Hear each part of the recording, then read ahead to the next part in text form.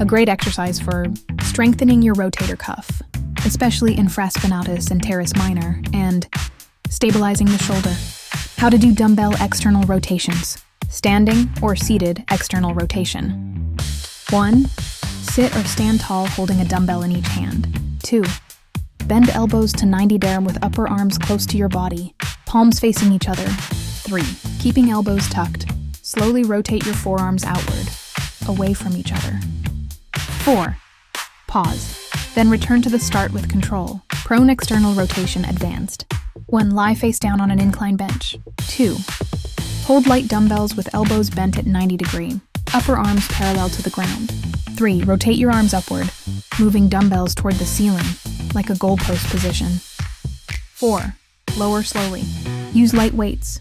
This exercise is about control, not heavy lifting. Keep movements slow and controlled to protect your shoulder. Don't let your elbow drift away from your body in versions where it should stay tucked. Stop if you feel sharp pain in the shoulder. Thanks for watching.